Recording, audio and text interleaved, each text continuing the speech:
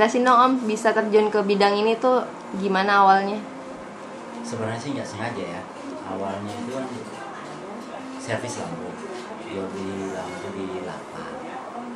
Lama-lama dari komponen lampu tersebut kan kita jadi tahu ini bagian ini ada yang beli.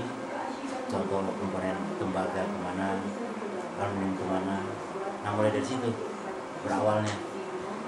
Dari pengembangan barang-barang tersebut jadilah seperti yang mengandung mikron atau emas. Dari situ mulai kita tergiur dengan tawaran dari teman-teman, ini ada bos pembeli ini, barang ini emas, ini tembaga. Hanya sampai sekarang beli jam segala macam, ya itu termasuk. Sudah berapa lama Mas? Kalau untuk sampai saat ini ada kira-kira 8 tahunan. Dari tahun 2003 mulai keliling barang-barang kolektor begini. Mengawali pertamanya nih Om, itu butuh modal berapa sih? Awalnya sih modalnya nggak banyak ya. Ya boleh dikata pada saat itu awal mula saya mulai 70.000. Mulai saya usaha itu mulai 70.000. 70.000 dapat apa? 70.000 itu modal sendiri. Oh, dapat apa kalau dibelanjakan? Saya beli lampu, ya, beli segala macam kipas angin, sampai ke botol parfum, ya, dengan ya segala macam lah. Dari 70.000 itu kalau dikembangkan hasilnya berapa? Dapat keuntungan berapa? Setelah dari 70.000 itu dalam satu hari itu saya jual itu, pada waktu itu ya saya ingat persis dapat keuntungan sekitar 270-an. Nah mulai dari situ saya kembangin 70.000 ini modal, sisanya ini saya tambahkan lagi. Ya dari 70 dengan keuntungan jadi semua jadi 270-an. Itu saya beli barang lagi. Itu continue seputar tiap hari. Dengan biaya untuk rumah sudah saya ambil sekian persen, sisanya itu diputar lagi beli barang sampai berlanjut ya seperti ini. Barang sejenis apa sih yang biasanya dibeli? Ya itu dia seperti tadi itu. Jadi itu berkaitan mulai dari botol minyak wangi, lampu-lampu ya jenis khusus Philips ya, merek tertentu, terus sama jam-jam tangan, emas-emas, kalung, gelang, terus perak, batu-batu perhiasan, sama duit-duit valuta, duit falas, macam-macam juga. Jadi termasuk barang kolektor lah.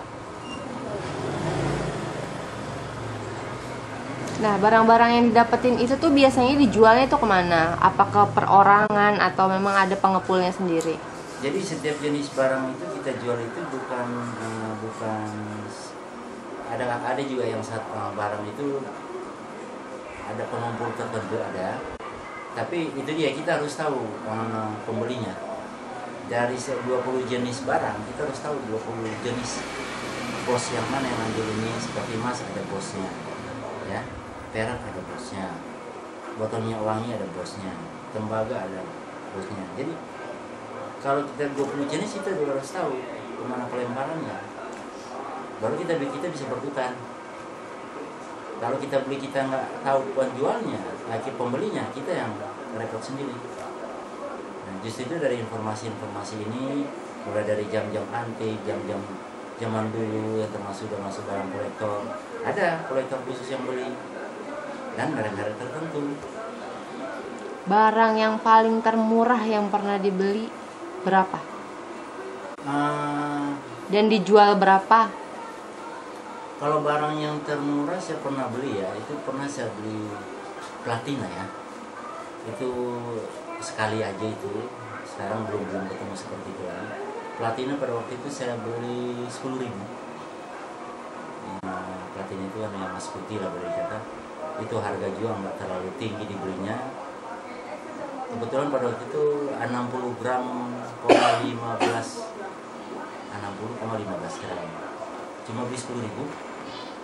Terus pada waktu diuangkan itu jadi 10.800.000, 60 gram kali 180.000.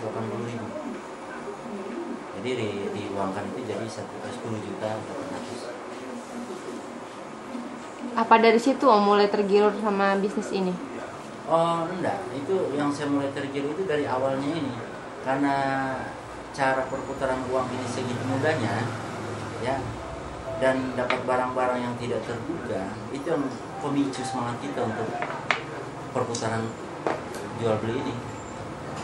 Dan jual beli barang kita ini kan nggak ada sistem utang, di cash, ada barang bayar. Sekarang setiap harinya tuh dibutuhkan modal berapa untuk sekali jalan? Itu tergantung ya, karena modal itu nggak tentu. Tapi kalau kita punya modal stabil, 500.000 aja cukup. Itu bisa dapat bisa 2 kali lipat, 3 kali lipat, bahkan tak terbatas. Hanya 500.000 aja. Kalau kita misalnya dapat ya modal-modal yang ada bisa puluhan ribu, itu ya hanya terpaksa aja kita jalan ya, iseng-iseng, tapi dapat aja untung. Nggak ada bilang istilah rugi.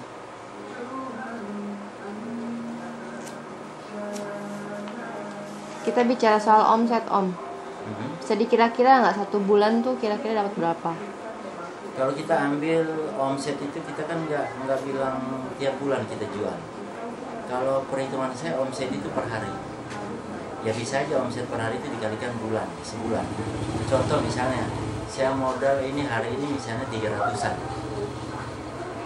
Sudah sempat saya jual tadi, kelebihan untungnya sudah ada 200-an. Nah, belum yang lain saya masih berputar, ini masih setengah hari ya. Nah itu bisa, ya pokoknya paling sepi-sepinya itu untung ya 200.000. Minim ya? Minim, 200.000 untungnya.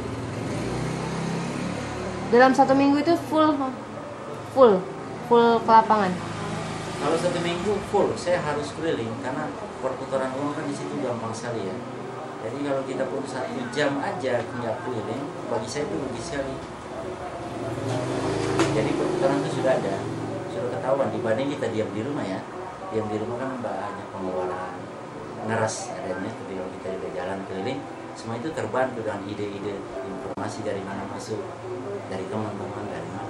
Jadi ada aja hasilnya. Dari jam berapa sih Om kalau berangkat tuh? Kalau jam itu nggak tentu, sesuka kita aja. Itu sistemnya nggak terikat. Kalau kita mau jalan jam 9, jam 11 siang, itu kadang-kadang juga kalau pulang itu nggak tentu. Karena perputaran uang ini kadang-kadang 24 jam aja mungkin nggak cukup ya. Karena kita memang ya itu semangat dari barang tersebut kan macam-macam, nggak bisa ditebak barang dapat apa. Tapi karena dengan dorongan itu kita jadi semangat. Barang-barang itu didapat dari mana sih? Kita dapat barang-barang itu dari pemulung-pemulung. Dari pemulung dia keliling pungut barang bekas dari komplek, ada buangan-buangan rumah bongkaran dari komplek. Dia ambil itu dari bak-bak sampah itu sebenarnya.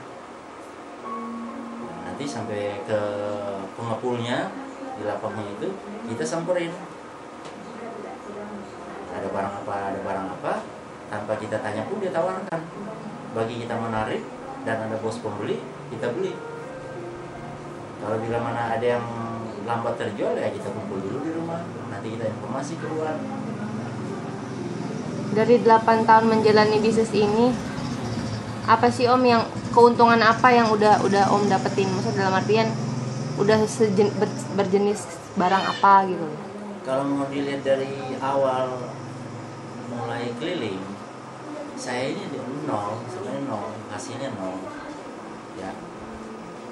Pertama-tama itu kan saya keliling itu sepeda, sewa sepeda. Lama-lama kan saya udah bisa ya kredit motor udah sampai 4 biji, saya kredit motor udah sampai lunas. Nah, terus ya sekarang sih belum ketemu rumah ya, belum ada dana lebih untuk beli rumah. Jadi cukup untuk perputaran hari-hari aja. Ya mungkin kelebihannya kalau istri pulang kampung pakai pesawat, ya syukur-syukur kita sudah bisa biayain istri pulang kampung pakai pesawat, pulang anak istri. Ya kelebihan baru di situ aja. ada keinginan untuk merambah ke yang lebih tinggi Om? Maksudnya Om jadi pengepul yang menetap gitu loh, punya anak buah. Sebenarnya itu sudah berjalan. Walaupun saya keliling ini kan saya sudah ada tampungan dan anak buah juga sudah ada, saya 4 orang di satu lapak. Sebenarnya sih kita mau dikembangin lebih besar dari itu ya. Cuma semua kan itu berdasar modal. Kalau kita modal misalnya puluhan ribu untuk sementara ini, mungkin kita dapatnya ratusan ribu hasilnya. Kalau kita mungkin modal jutaan, mungkin kita bisa dapat di atas dari itu. Tadi kan ada yang jual beli emas tuh. Nah itu hitungannya gimana? Terus cara pengen cara membuktikan itu emas atau bukan, terus perak itu gimana caranya? Oh iya, jadi pertama begini, untuk komponen-komponen logam tersebut itu kan tidak mengandung besi. Kalau seperti perak atau emas itu tidak mengandung besi, makanya kita proses pengetesan dulu. Kita ada alat pertama kalau untuk saya nggak tahu dengan teman-teman yang lain. Untuk saya pertama pegang magnet. Kalau kita tes pertama itu nempel di magnet, berarti bukan perak atau emas. Itu satu. Setelah kita sudah uji dengan magnet tidak nempel, kita keker dulu pakai alat pengeker, lihat itu emas lapisan atau tidak, kan akan kelihatan pori-porinya. Kalau kita yakin itu sudah emas atau perak, kita baru gosok di batu asahan, terus pakai air keras, dia kan ketahuan di situ emas atau bukan. Setelah sudah yakin itu emas, kita tawar berapa duit. Tapi biasa mereka kurang paham dalam hal emas, jadi kita beli ya semurah mungkin ya. Baru kita jual, ya itulah bisa lebih dari yang kita beli.